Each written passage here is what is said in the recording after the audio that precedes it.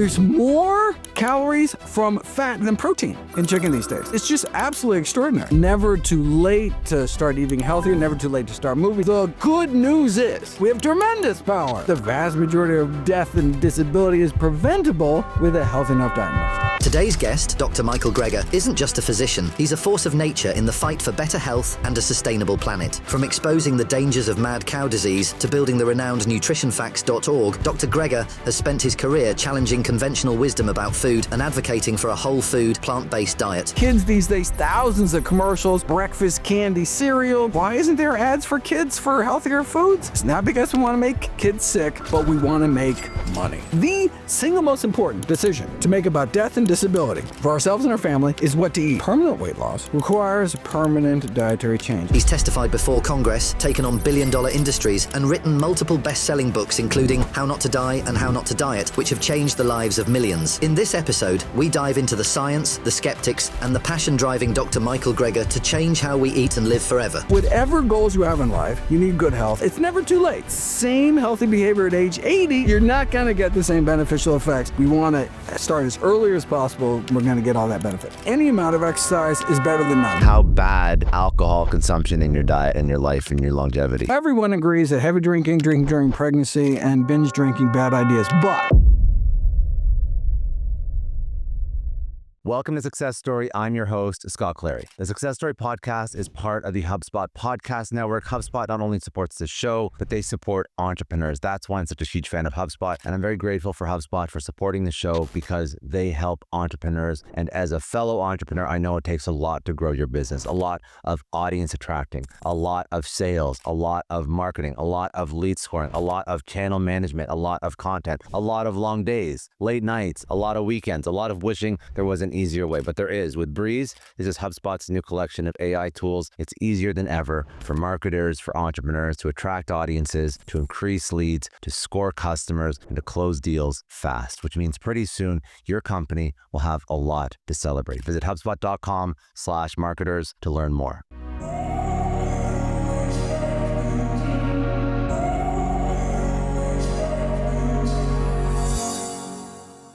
Michael, I'm very excited that you're on today. It's going to be a lot of fun.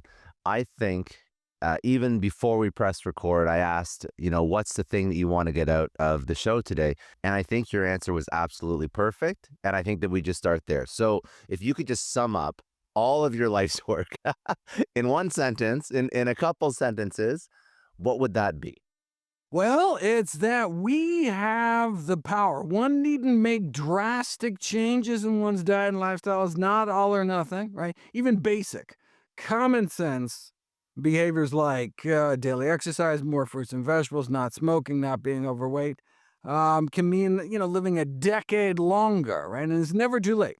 It's never too late to start eating healthier, never too late to start moving, never too late to stop smoking. The good news is that we have tremendous power over our health, destiny, and longevity, that the vast majority of death and disability is preventable with a healthy enough diet and lifestyle.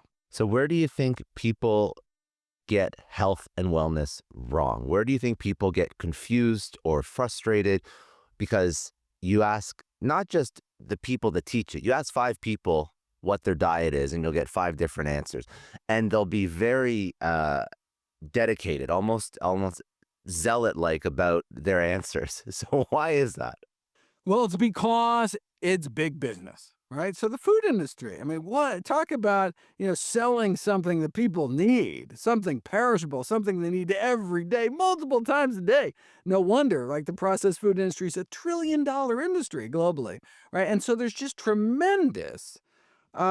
tremendous amount of power and profit that is dependent on getting people to kind of eat their brand of crap, right? And so it's not like the CEO of Coca-Cola is rubbing their sticky little hands together thinking, how can I contribute to the childhood obesity epidemic?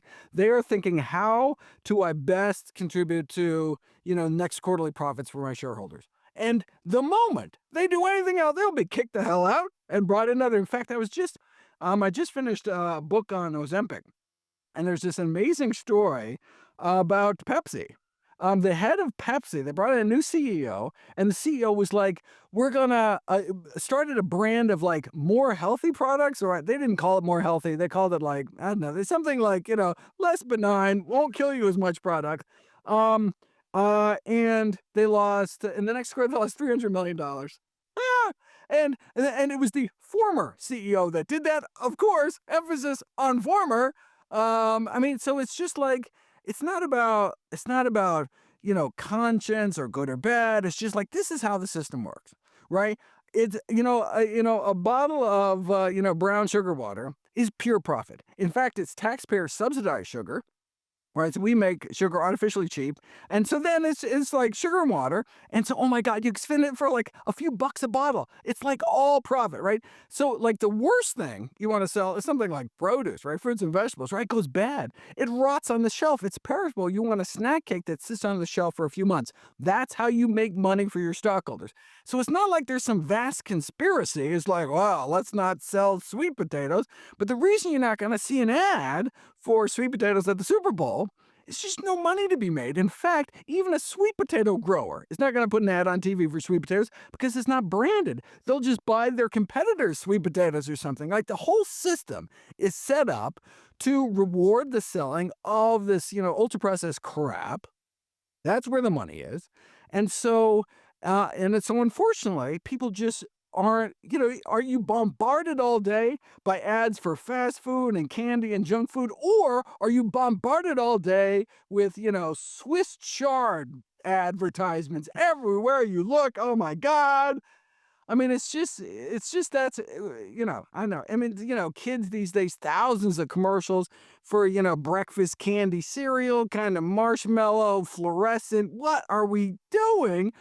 Why isn't there ads for kids for healthier foods? It's not because we want to make kids sick, but we want to make money. So when you're trying to fight against an industrial complex, is the only answer education? Is that because if I look at all the problems with like, not problems, if I look at the fact that it seems like healthier food is more expensive, and you hear this again and again and again, and it costs more to go get a salad at Pura Vida than it does to go to McDonald's. And then if people don't have tons of money to spend, or they're already nickel and diming because they're trying to figure out how to make their family work and the kids' education and the mortgage or the rent, and then food seems to come secondary as a budgetary item. So is there cheap, convenient ways to eat healthy, or is this just about educating so people understand that money spent is money worth spent because it's going to give them 10 extra years on their life? So it's really both. First of all, the healthiest foods on the planet are some of the cheapest foods on the planet, right? Sweet potatoes, red cabbage, apples, dried beans, lentils, like literally like the dirt cheap sources of protein, packed with fiber. I mean, really the healthiest foods are really the cheap, particularly on a kind of per serving basis. In fact, there's all sorts of estimates out there. Have people starting to eat healthier diets is about 25% cheaper on average, so that could save hundreds of dollars over a year. So, they're not buying, organic, boutique, gluten-free, vegan donuts or something, right? They're buying, they're buying real food. Real food. What a concept. In fact, produce is often a loss leader for supermarkets. They actually don't make money on produce, but they're just hoping you got to come through the checkout line and get the chips and the soda where all the money's really being made. They just want to draw you in the store. And so we can kind of beat the system by just, staying around the periphery of the grocery store, getting the good stuff, and, self-checkout without the garbage, without the candy in our face, whatever, and without the checkout magazines that tell us about the latest wonder drug for weight loss, or the latest crazy diet, or, weight loss plan, or God knows. In fact, that's when you ask people why they eat, as a physician. It's like, I'm like, oh, why are you eating? It's like, oh yeah, some dude at the gym told me about it, or they read about it somewhere. It's like, you realize that the single most important decision in your life is really what to eat. So Global Burn Disease Study, the largest study of disease risk factors in human history, number one cause of death in the United States is the American diet, bumping tobacco smoking to number two. Cigarettes only kill about 500,000 Americans every year, whereas our diet kills many more. So it's the single most important decision to make about death and disability for ourselves and our family is what to eat. And you're making that decision based on what exactly, right? Now, the opinions of like total random strangers can actually be useful. You're online shopping and someone talks about a toaster and you're like, oh, that was helpful, right? Okay, but we're talking about life and death decisions. Then if there's any decision in life to want to be based on a modicum of evidence, then that really should be, if you're going to spend any time looking into something, it really should be, how to best take care of ourselves and our families. And that really comes down to what to eat. So put a little effort into figuring out what's actually true. And the best available balance of evidence suggests that, the healthiest foods, we should center our diets around the healthiest foods on the planet, which are these whole plant foods. So we're minimizing processed foods and meat, dairy, sugar, eggs, and salt, maximizing fruits, vegetables, legumes, which are beans, split peas, chickpeas, and lentils, whole grains, nuts and seeds, mushrooms, herbs, and spices, basically real food that grows out of the ground from fields, not factories. These are our healthiest choices. So when you look at all the different diets that people take on, because they'll take on to lose weight. Somebody's focused on health and wellness. They want to go and lose weight. And then obviously let's hope they add the gym or some sort of physical activity into that mix. But then there's keto, there's paleo, there's I guess more of a traditional food pyramid where you have lower fats, moderate proteins, moderate carbs. Like you have all these different diets. I'm sure there's others that I have never tried or can't think of right now. But you're saying that the best possible diet for overall health, and I would assume there's a way to combine that into weight loss as well, because that is a huge contributor to health and wellness. If you're obese and you have to lose a little bit of weight, would be whole foods. You mentioned whole foods take priority over like even proteins, or meats, which is interesting. So if you could help somebody just understand not just why nutrient-dense foods are good for longevity, but why nutrient-dense foods are a key piece of, for example, like a weight loss diet or somebody trying to get back on track. How does that play into it? Because I think that the whole Ozempic craze and the thing that is the most urgent, important in people's minds is, how do I look better, a little bit better, and how do I fit into a slightly smaller size of clothing?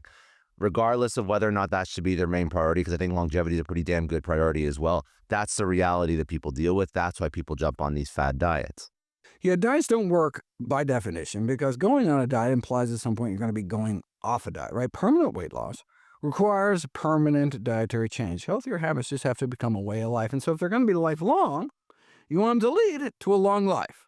The goal of weight loss is not to fit into a skinnier casket, right?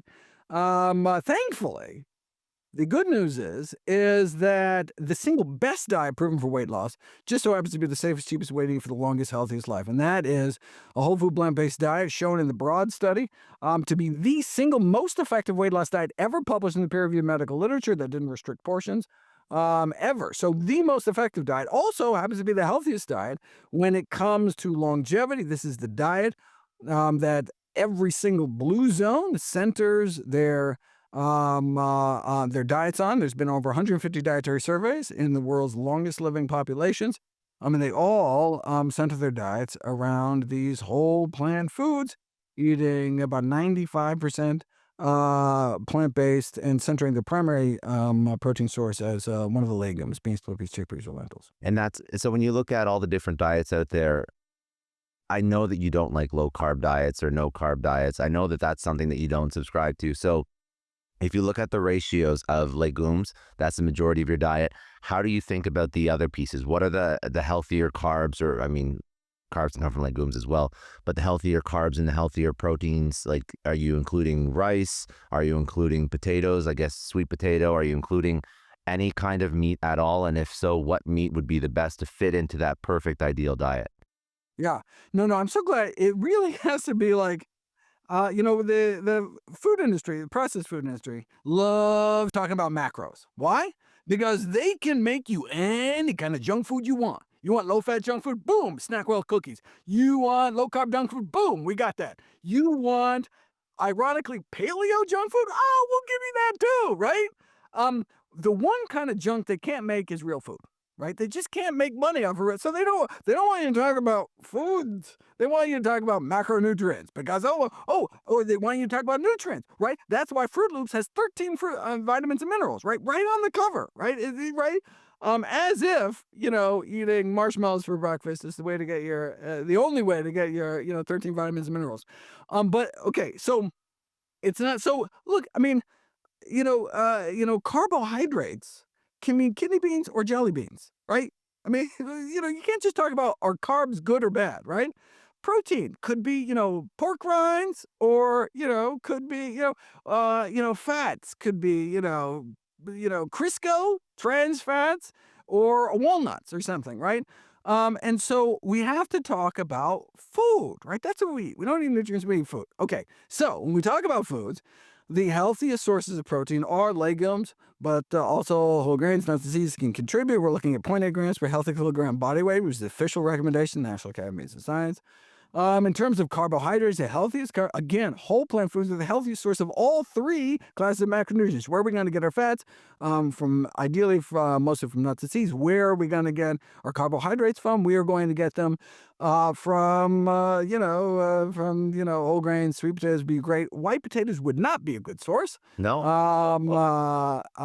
As one of the few whole plant foods actually associated with increased risk of disease, including diabetes, and stay away from the refined grains like white rice, etc.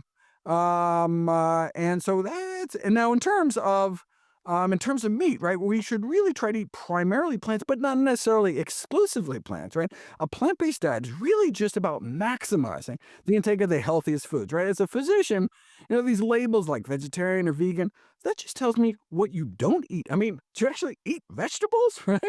And of course, it doesn't matter what you eat on your birthdays, holidays, special occasions, right? It's the day-to-day stuff that adds up. On a day-to-day basis, we really should try to be healthy, centering our diets around natural foods. The best meats would be a wild game. So venison in Australia, kangaroo. So extraordinarily lean, right? Like, moose, elk, like 4% calories from fat. Why we care about fat calories is because we care about saturated animal fat. Raising our LDL cholesterol is a primary risk factor for number one killer of men and women, heart disease. But 4%. In fact, chicken used to be only 2% fat 100 years ago, according to the USDA. Now it's over 20% fat. We've selectively bred these animals to be extra juicy. And how do we make them? We marble their flesh with saturated fat. That's why, for example, grass-fed beef, a significantly less saturated fat than grain-fed cattle. So it would be kind of the leaner the better. Would be the way to go. And there's just nothing even comes close to the leanness of game. And of course, it would be caught with lead-free ammunition if you're doing it on your own. Wow. Okay. Amazing. And I think that's so telling that even chicken, that everybody assumes is the healthiest. There's more calories from fat than protein in chicken these days. I mean, it's just absolutely extraordinary. Wow. In fact, the beef industry loves it's all money. Yeah, well, you can do studies now where you can randomize people to eat beef versus chicken and see no difference in cholesterol. Where the whole sense is, get rid of red meat, go over to, white meat.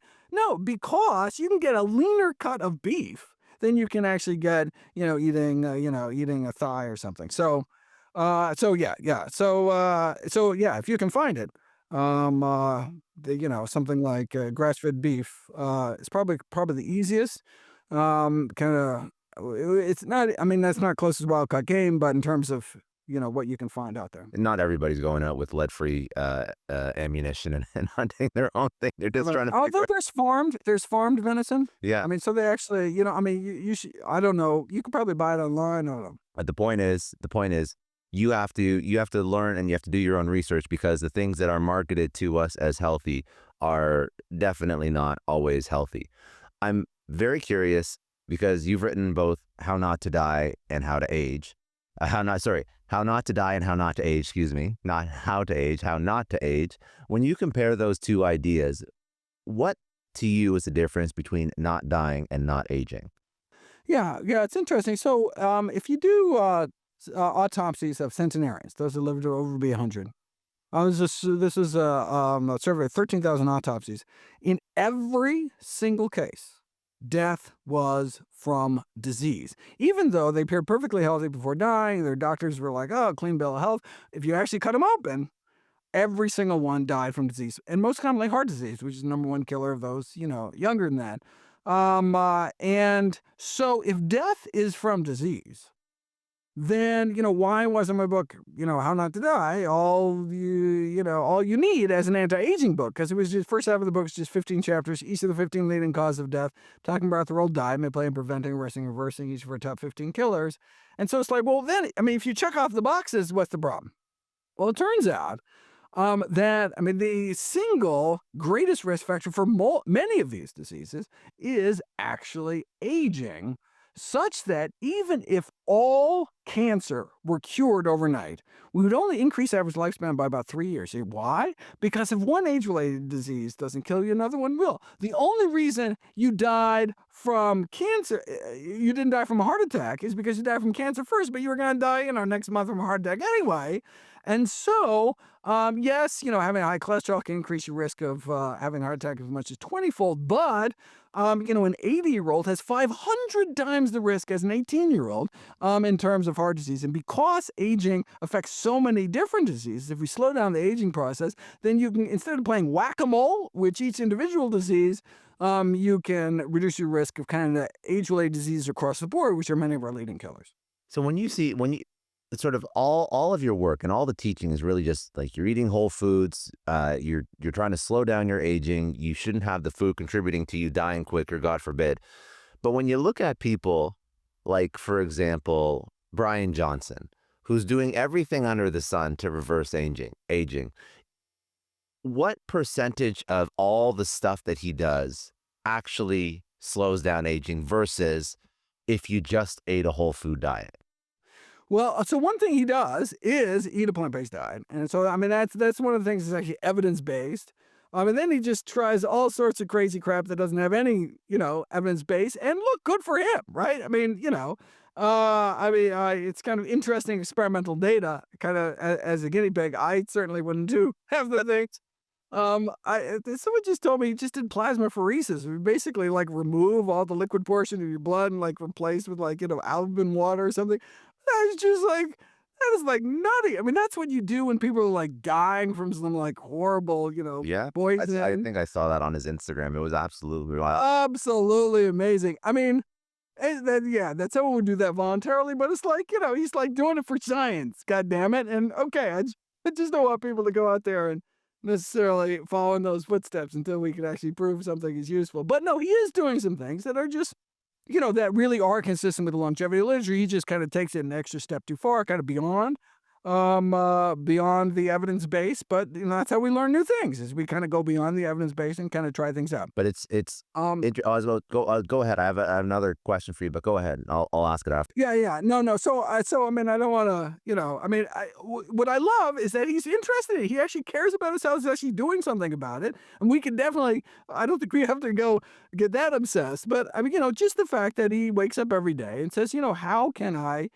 kind of best support what I want to do in life. And whatever you want, whatever your goals are, even if your goals are, I want to sit on the couch for the rest of my life and play video games, you can't do that if you had a stroke. You can't do that if, whatever goals you have in life, you need good health. How are you going to get good health? Number one is what we eat.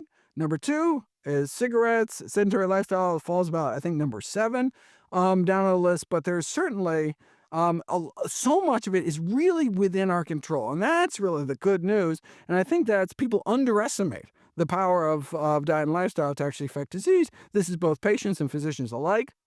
So they put people on these lifestyle drugs, like cholesterol-lowering drugs or blood pressure-lowering drugs or blood sugar-lowering drugs. If you look at the absolute risk reduction, it's minuscule, right?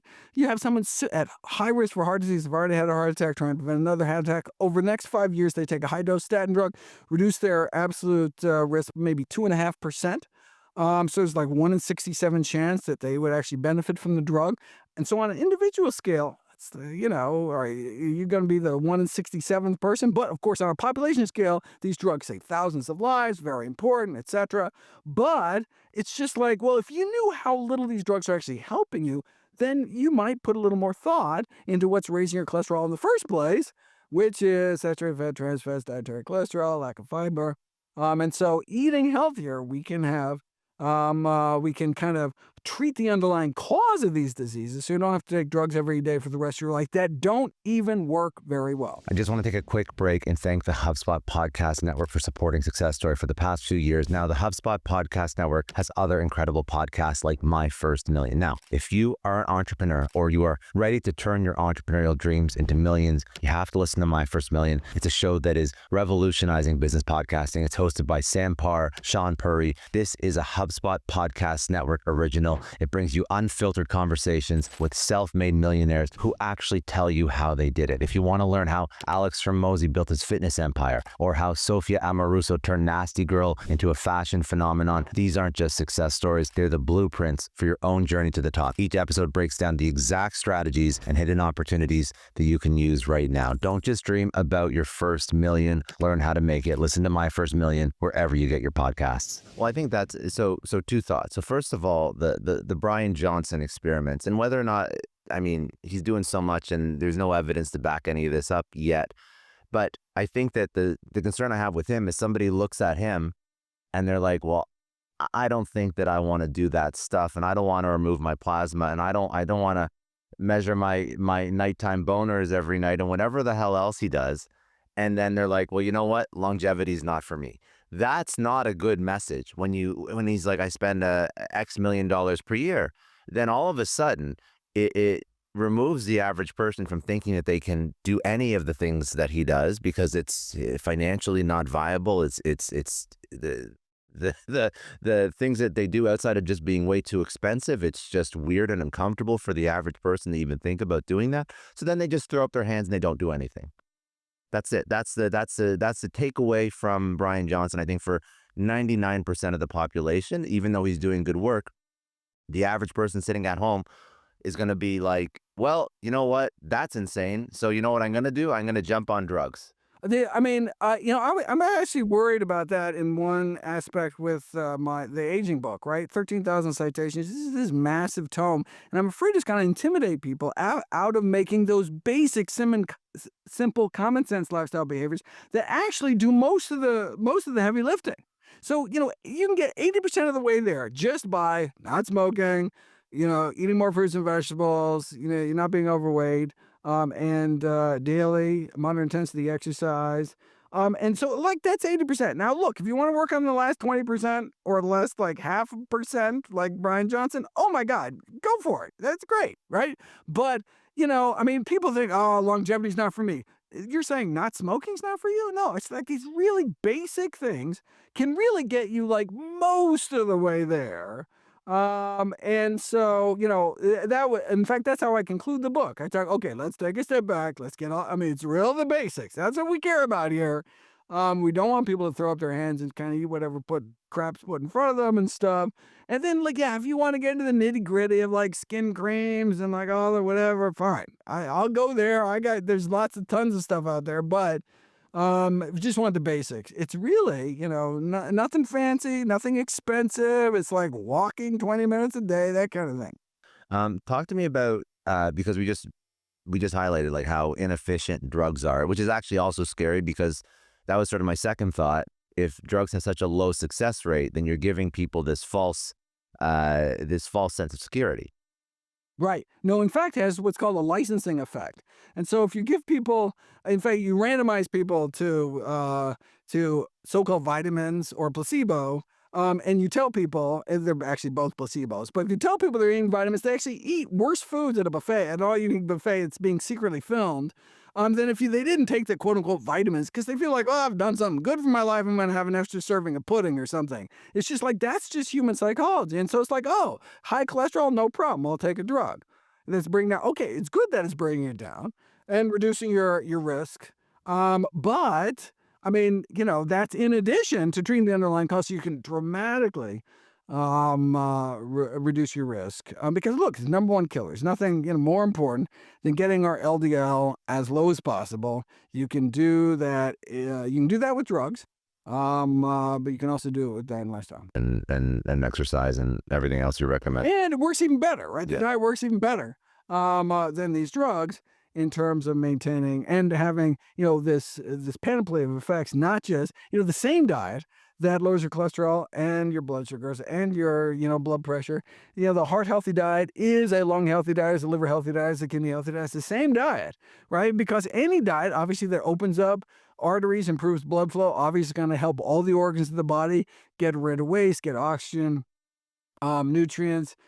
Any anti-inflammatory diet, which is effectively synonymous with a whole food plant-based diet, is going, because inflammation plays a role in so many different diseases, certain cancers, heart disease, diabetes. So obviously an anti-inflammatory diet is going to have this, variety of benefits. Anything good for the microbiome, right? Any diet with lots of prebiotics, dietary fiber, resistant starch, is going to support your microbiome, which makes these, so-called postbiotics like butyrate that can get absorbed through our gut wall into our system, have anti-inflammatory effects, boost our immune function, can even affect our mental health. Really extraordinary. So no wonder, fiber, which is only found in plant foods, a high fiber diet can have all these beneficial effects, is because unlike drugs, which target like a specific enzyme or a specific kind of pathway within the body, they affect many kind of organ systems at the same time. A lot of entrepreneurs are in this audience, and one thing that a lot of entrepreneurs, including myself, they care about focus, they care about energy, they care about not crashing at 4 o'clock.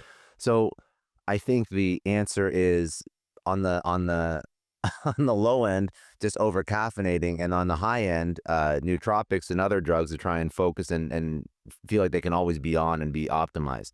So how does even this particular diet, or is there certain recommendations for somebody that does have to be cognitively present and cognitively on for a significant portion of their day? How does that diet impact your energy levels and your focus? Yeah, so there have been individual foods that have been shown to improve cognition in randomized double-blind placebo-controlled trials, which are very difficult to do with food because people tend to notice what they eat. But, for example, you can randomize kids to have a smoothie with freeze-dried wild blueberries versus a blueberry flavored and colored powder that you can't tell the differences. And you randomize them to smoothies and have significantly better test scores on the real blueberries compared to the fake blueberries, even though they're carb matched and calorie matched and everything. And so there are foods like blueberries and other brightly colored berries with these anthocyanin pigments that cross the blood-brain barrier and are the reason why we see these benefits in cognition. And then the second group of compounds, the lutein, zeaxanthin. These are kind of brain-targeting pigments found in dark green leafy vegetables. And so by eating greens and berries, we can get significant cognitive benefits. You can do brain scans. You can actually show the improvement in blood flow in the brain. And so there are even certain foods, not just a diet in general. So you could eat a super crappy diet, but have some spinach and actually have an improvement in cognition. But ideally, right, since, most of the cells in our body are actually replaced year after year, if you imagine, we're rebuilding our entire body essentially every year. What are we going to build it with? Right? Shoddy building materials that we get through the drive-through, right? It's like we literally are what we eat. We are made of, food, water, sunlight, air. Like there's not much that goes in. And so it's like people take better care of their cars and they take care of their body, right? It's like, oh, you want to use like the clean fuel, the expensive oil, whatever. Oh my God, think about it. You can get a new fucking car, right? Your car breaks down. Worst comes to worst. You buy a fucking new. You can't do that with your body, not yet, but right now, this is all we get. And so in a lot of these age-related factors are irreversible, right? Like once nerve cells die, they're dead. Once a certain amount of fibrotic scar tissue, it's just, you're going to lose that lung function, period. It's not coming back. There are certainly things you can do, but there's some structural changes. And so it's like you want to get that you want to prevent in the first place, right? Ounce of prevention worth a pound of cure. Look, we got entrepreneurs here. Think about compound interest. Right? It's one of those beautiful things, right?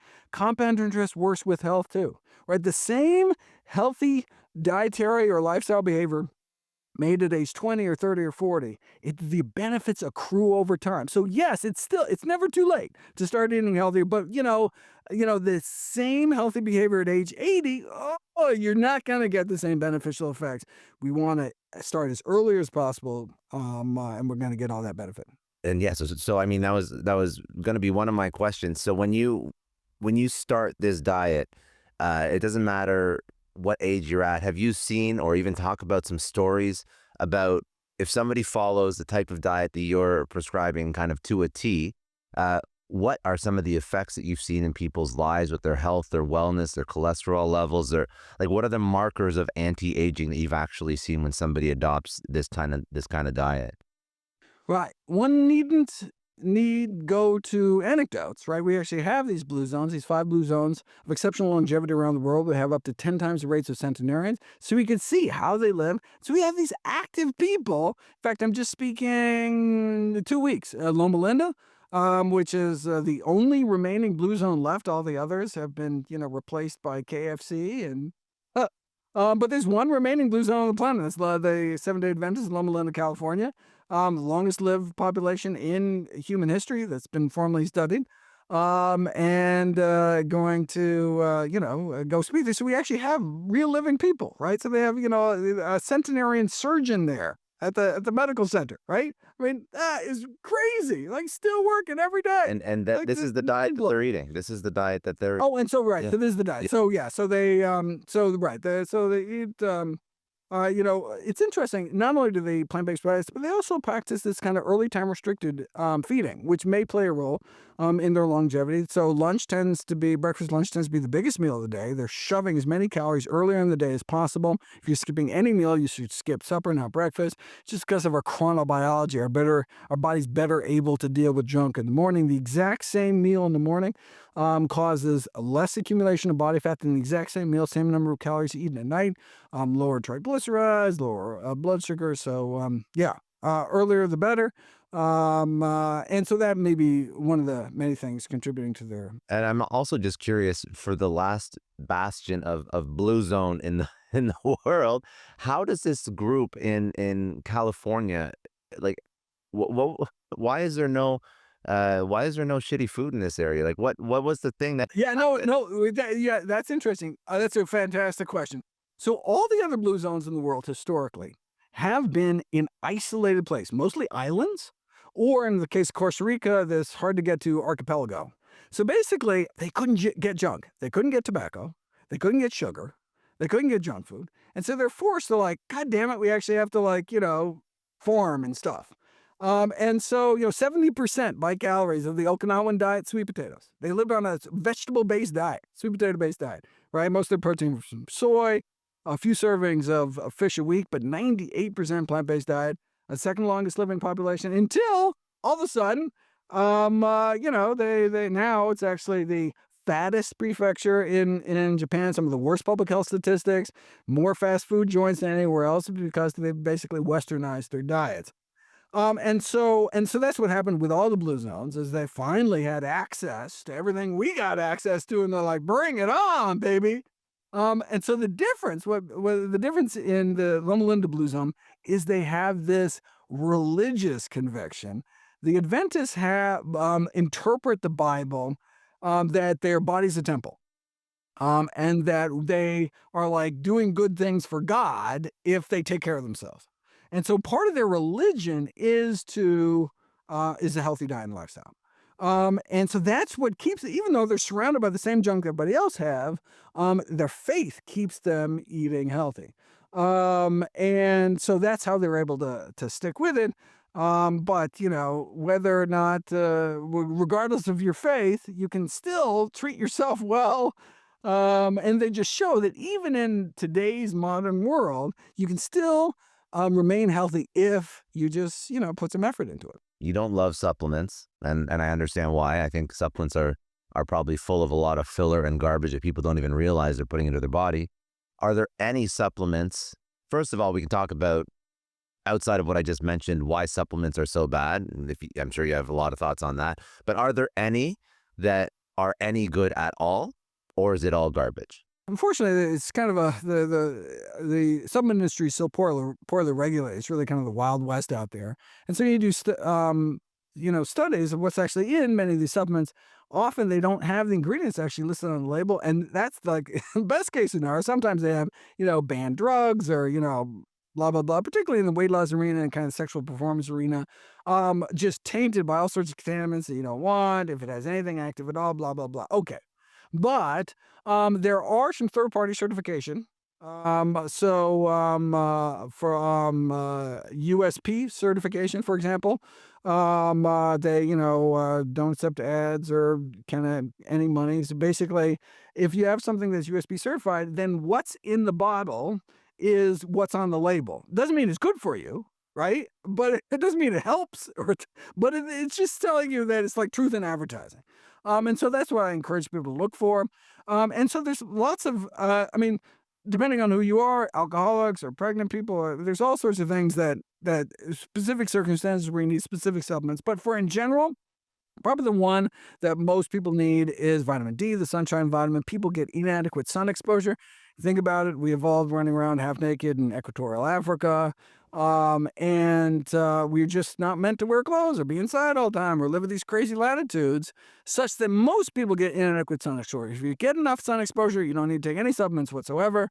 But most people should probably be taking 2,000 international units of vitamin D3 to get one's levels up to optimum. So that's probably the most common supplement out there. Certainly, if you're eating a plant-based diet, the kind of diet that I encourage people to eat, one needs to get a regular, reliable source of vitamin B12, critically important.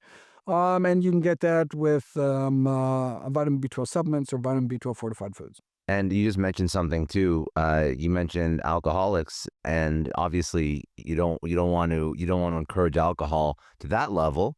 But for somebody who's just drinking a glass of wine, is that any good? Is there any benefit to that? Like, how bad is moderate alcohol consumption in your diet and your life and your longevity? Oh, that is a great question. Everyone agrees that heavy drinking during pregnancy, and binge drinking, bad ideas. But there has been this controversy about moderate drinking. Those who tend to live the longest are not the abstainers who drink zero alcohol, but those that imbibe a few drinks a week. Unfortunately, this appears to be an artifact of what's called the sick quitter effect, which arises from the systematic misclassification of former drinkers as if they were lifelong abstainers. So basically, it's the same reason you can find studies with higher mortality rates of those who quit smoking compared to those who continue to smoke. You say, wait a second, how's that making any sense? Well, it's not that abstention led to poor health, but poor health led to abstention. Why do people quit smoking? Oh my God, they just got diagnosed with some horrible thing. And so you can find higher rates of liver cirrhosis in non-drinkers in these studies. Why? Because why are they drinking? They'd love to be drinking, but they got dying from liver cirrhosis. Okay, so if you go back and correct for that, if you correct and you just look at drinkers versus lifelong abstainers, right? Not people who quit because they got sick, then indeed there's no benefit anymore to moderate levels or light drinking. And so according to the Global Brain Disease Study, the World Health Organization, and the World Heart Federation, the safest level of drinking is none, unfortunately, because alcohol is a carcinogen. Turns into something called acetaldehyde in the body, which is carcinogenic. And so, grapes, barley, potatoes, best eaten in their non-distilled form. Johnny Walker, no substitute for actual walking. And then you just line up the next question. You're very good. You're just lining up the next question. Okay, so then I know you speak a lot about just going for walks as a form of exercise. I mean, is there better forms of exercise? Is going to the gym and deadlifting and bench pressing 3 to 4 times a week, is that good, or should that be something that you do in tandem with some cardiovascular exercise? Should you be doing hill sprints, or is walking good enough? Like, there's so many different versions of this, and I think the people probably do the thing that they enjoy the most. But outside of enjoying something the most, what in terms of longevity should they be doing? All of the above. Absolutely. So I think the important thing you said, look, it doesn't matter if you're not going to do it. If it's not sustainable, then, what's the point, right? I mean, it's like you can white knuckle some horrible diet for a while, but, it's not going to be sustainable, right? So you have to find a diet that you actually enjoy, right? Similarly, you have to find exercise you enjoy. Any amount of exercise is better than none. That's a critical thing. The reason why the official exercise recommendations are only average about 22 minutes a day of moderate intensity activity is because, and they're explicit about this, is they don't want to intimidate people and have people throw their hands up in the air and not do any, right? And so if you actually look at the data, half an hour is better than 15 minutes, 45 is better than half an hour, 60 is better than 45, and 90 minutes a day of moderate intensity activity or 45 minutes of vigorous is associated with the best longevity and maybe even more than that, but there just aren't enough people exercising more than 90 minutes a day to actually study these people.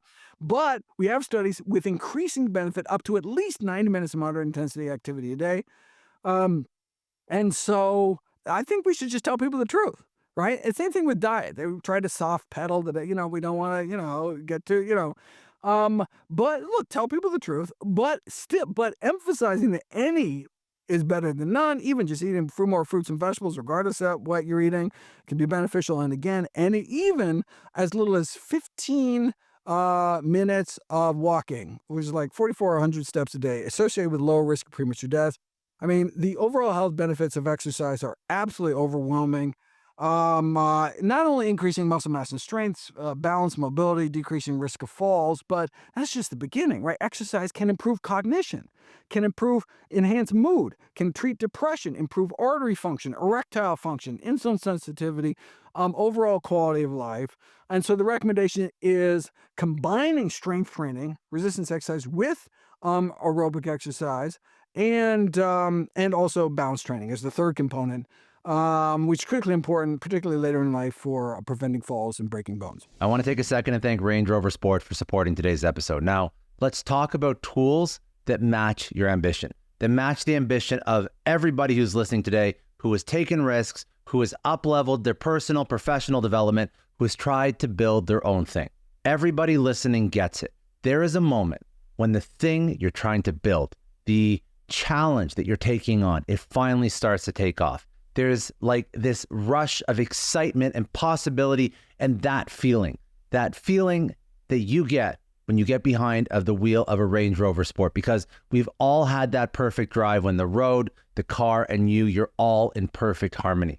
But that's not just by chance. The Range Rover Sport is designed to make every drive feel that way. And the Range Rover Sport is not just for impressing others. It's how you feel behind the wheel. It's how you feel when things are going the way they're supposed to go. Whether or not you're navigating city streets, you're exploring back roads, the Range Rover Sport combines refinement with a sense of adventure. It matches your own versatile lifestyle. With features like adaptive off-road cruise control, you can tackle challenging terrain with confidence.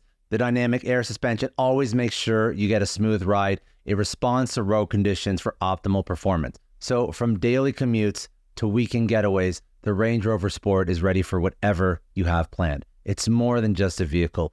It is a companion for all of your journey. So if you're ready to elevate your driving experience, visit LandRoverUSA.com and configure your Range Rover Sport today. Gord, no, that's very good. And I think that, again, it's all about just, you don't have to do everything tomorrow if you're trying to get on track, right? You're just trying to take a little bit away from this show, from this interview.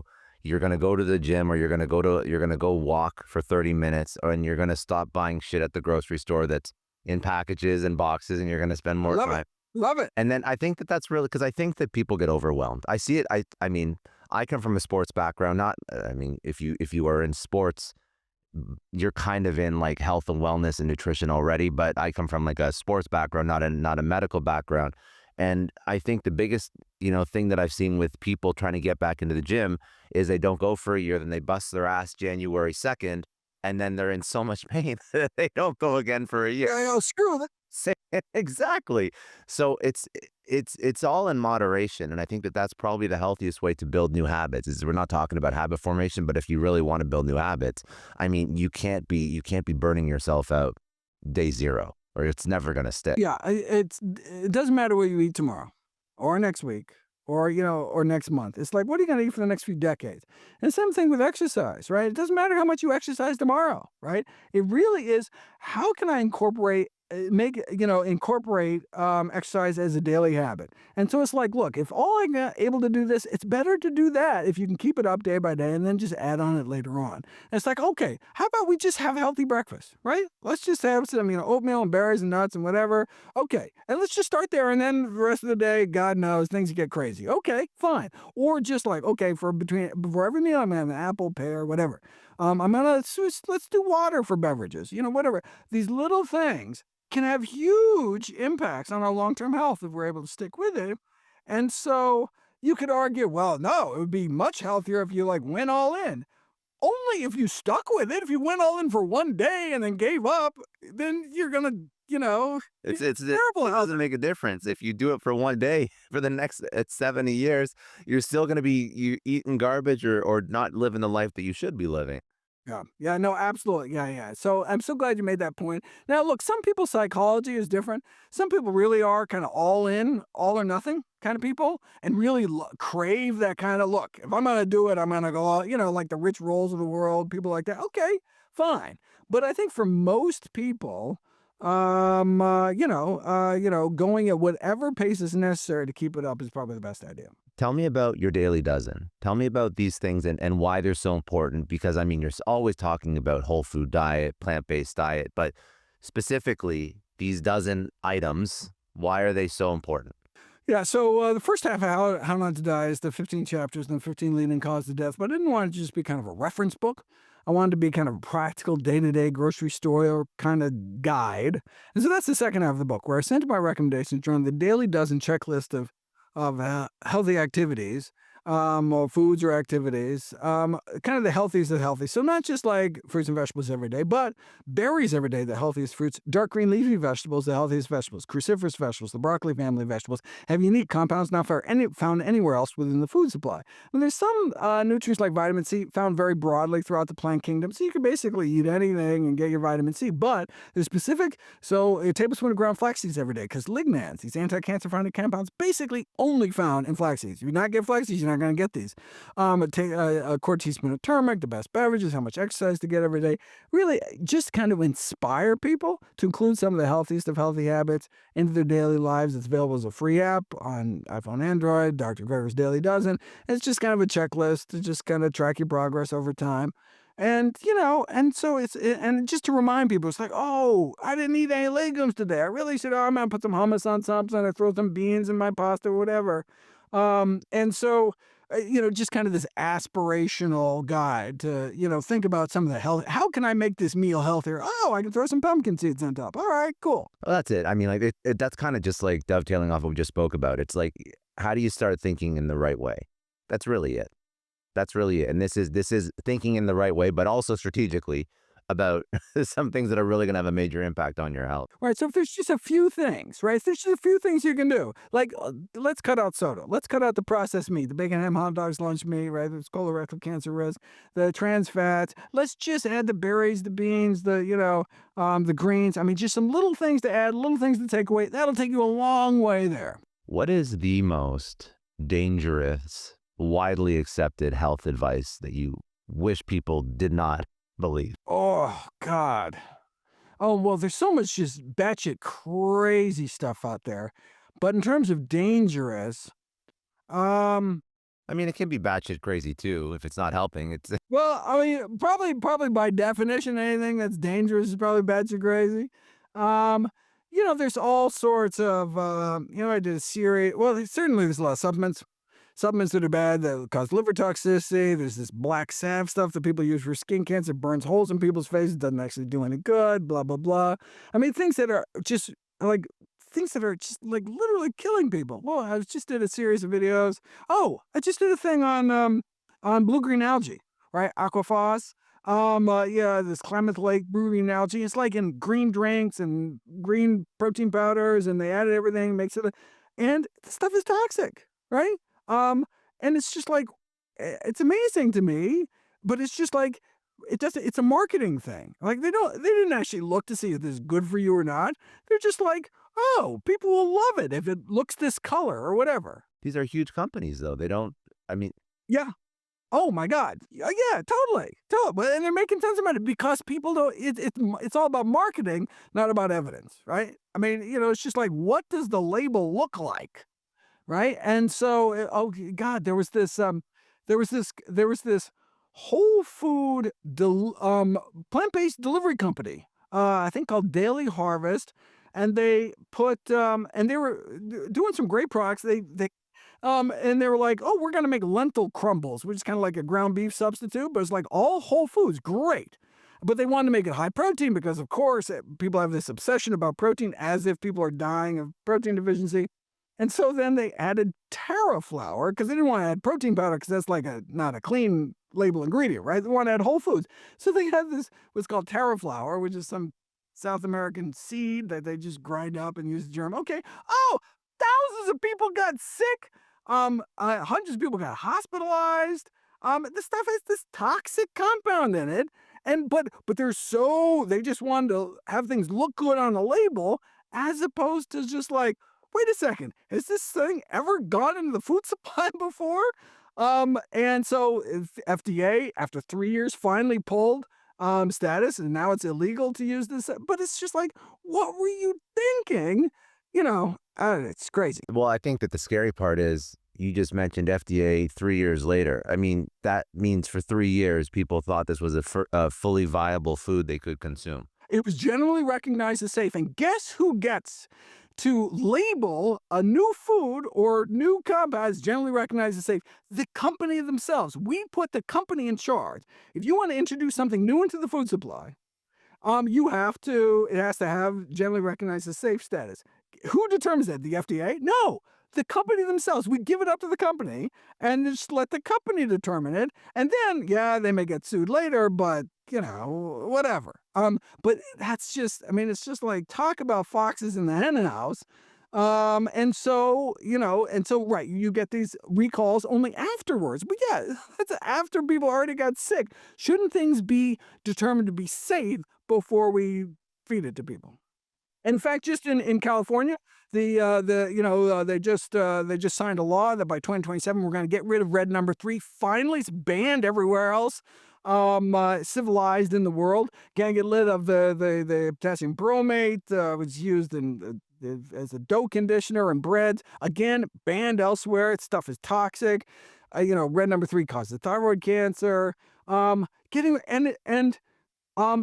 It's just amazing that it can't be done on a federal level. So fine, California's doing it on a state level, and presumably, Fruit Loops is not going to make 2 kinds of Fruit Loops, one for California consumers, one for the rest of it. So they're just going to get rid of red number 3 or whatever food dye that's banned. And so thankfully, they're going to have this kind of nationwide effect, but it shouldn't take a state to catch up with the rest of the world just because federal bureaucracy is it has been so detoothed, which is good for the processed food industry, it's good for the supplement industry, but it's not really good for consumers. And the only protection against that, if you can't even trust the FDA to act quickly enough, is to just eat whole foods.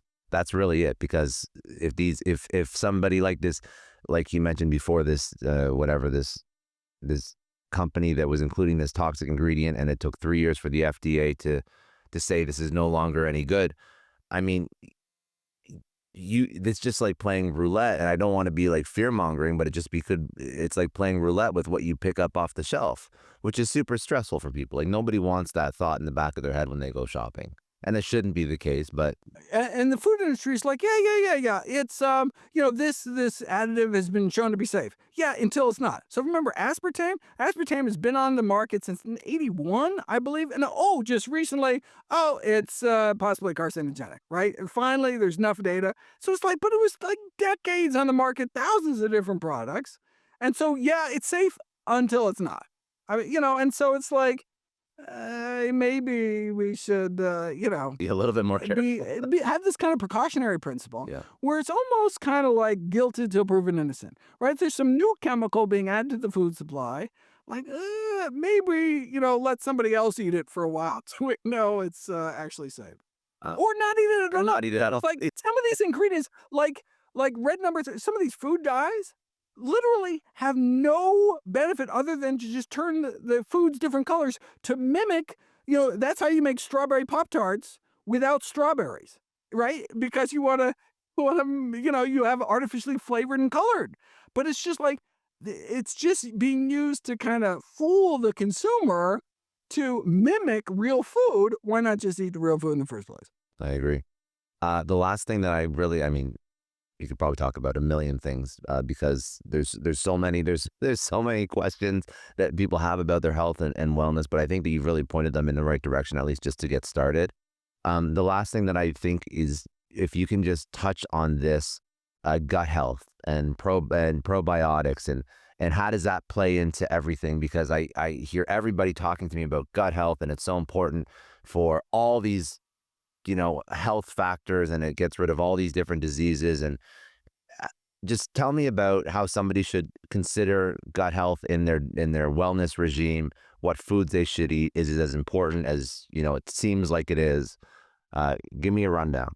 Yeah. And so, I think thankfully, the microbiome is all the rage these days, and people are really thinking about it. But of course, anytime there's a kind of a hot new topic, then of course there's money to be made. And so all the scammers come in, try to sell you all sorts of nonsense and garbage.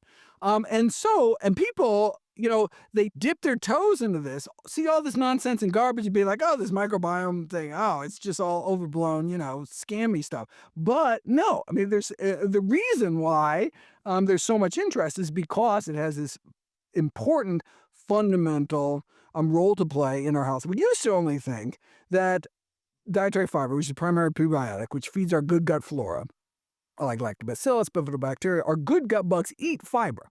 And what they do is they eat fiber and they produce, so that eat fiber is the prebiotic. They are the so-called probiotics, the live bugs themselves, and they produce, as byproducts, so-called postbiotics, like butyrate, acetate, propionate, which get absorbed through the colon wall into our circulation, go through our system, pass through the blood-brain barrier, have effects throughout our body. And so you can have people, eat high-fiber food like rye groats or barley groats or something, and the next day have decreased asthma. You have improved lung function, and the reason is because then your whole body is circulating with these anti-inflammatory compounds, which cut down. In fact, you can do bronchoscopies and pull out inflammatory cells and show the cells are less inflammatory just after you ate a different meal the night before. It's because by that time, your good gut bugs have been able to eat these meals and then flood your system with it. Based on paleo poo, basically fossilized feces in the Paleolithic period, we were getting an estimated triple-digit grams of fiber a day, over 100 grams of fiber a day. Right now, the average in the Western world is about 16 grams, right? Which isn't even the recommended minimum. 97% of Americans don't eat recommended minimum daily amount of fiber. So we have this vastly fiber-deficient diet. And it's like, we used to think fiber was just kind of some bulking agent, which just helped with, kind of regularity. But now we realize that's what our good gut bugs are eating. Now note, some fiber supplements. So fiber is a catch-all term for literally thousands of different type of these indigestible carbohydrates from plant foods by definition. And they all feed different groups of bugs. That's why you get these kind of 50 food challenge things where 50 different plant foods, because we want to feed all these different populations of good gut bugs. But certain types of fiber supplements like psyllium, Solus metamucil, is not even fermentable at all by our good gut bugs. Our good gut bugs can't even eat it, so you don't get these. You can get the regularity benefits, but you don't get the side benefits of why we're eating fiber-containing foods in the first place. There's other prebiotics like resistant starch, we can talk about. But how do we get a good gut microbiome? It's not by taking probiotic pills. Because it's all about the environment. We would have those good gut bugs in our gut if we had a good environment that was feeding them lots of fiber. And the reason we're just starving our microbial cells by eating all these processed foods, then if we take probiotic fibers, they're not gonna take root because they're gonna be starved off as well. What we need to do is just feed the good gut bugs we already have, and that increases the fiber feeders. Now, initially, if you've been just slathering your guts with milk shakes and cheeseburgers your whole life and all of a sudden eat a ton of fiber you do not have, you may not be able to, your current microbiome might not be able to handle it, and you can get increase in gas and bloating. And so you may have to go slow depending on how bad your diet is. Even like, okay, we're going to do a spoonful of chickpeas today, and then we'll slowly ramp up. But eventually the gas forming bugs, which is actually a good thing, that's what fermentation is with beer, with sauerkraut, whatever, the gas formation, that's a good thing. Good gut bugs are happy. But that's balanced out by gas-consuming bacteria that start growing because all of a sudden there's all this gas around. And so you get this perfect balance, you get the best of both worlds, but it may take some time to kind of build up to a healthy diet. But then you can get all those benefits, which include better mental health, decreased inflammation, and better immune function. Amazing. I appreciate that. That's just it's a great primer. And again, I think it's just about learning from you because there's so much information out there and so many products, and just people get confused. They just honestly get confused and overwhelmed. So I think that this is confused and overwhelmed on purpose. That's what the industry wants you. They just want you to get like, oh, coffee's good for you, coffee's bad for you. Oh, forget it. I'll just eat whatever I want, right? But there is actually a core consensus as to the tenets of healthy eating and healthy living going back decades. And so we shouldn't get, taken off track by, people that may not have our family's best interests at heart. So, what are you working? Because I mean, you've written many books. You're still teaching. You're still speaking.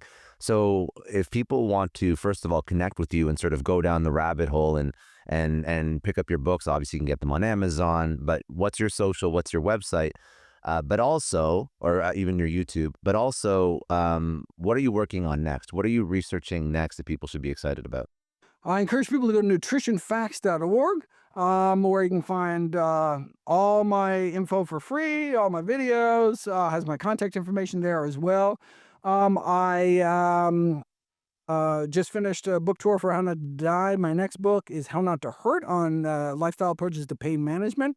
But I just finished a book on Ozempic, these GLP-1 agonist drugs, which will be out later this month. And we'll set it up. So by the time you're hearing this, it'll be probably like a week away from that book. Fantastic. Yeah. So I'm super excited about that. So that's the latest thing I just finished. Next, I'm going to do a book on ultra processed, then I'm going to do the pain book, and all the proceeds from the sales of all my books are all donated directly to charity. I just want you and your loved ones to live the longest, healthiest life. I love it. All right, Michael, I appreciate you so much. The last question I ask everyone, and we can do this from a health perspective or just a personal perspective. You've had a great career. If you could go back and tell your 20-year-old self one thing, what would that thing be? I'm really happy with how my life unfolded. So I might give some relationship advice, like a list of names of people that may not. Yeah. But no, in terms of career paths, I mean, by that point, I had made the right choices to really set me down kind of my current path. And so, basically just, stick with it. Really. I really feel happy the way how things have gone. Yeah. Oh, and maybe start and write books earlier. I was really resistant to writing books. I'm like, look, all my stuff is available free online. Like, why do people even buy books anymore? Like, what's that? Until finally, I had to twist my arm to finally write a book, and then there was just like How Not to Die, I sold over 1 million copies. So like, it's just been hugely important. And so my concrete advice is get into the book business early, because I could just have just a greater impact. I love that.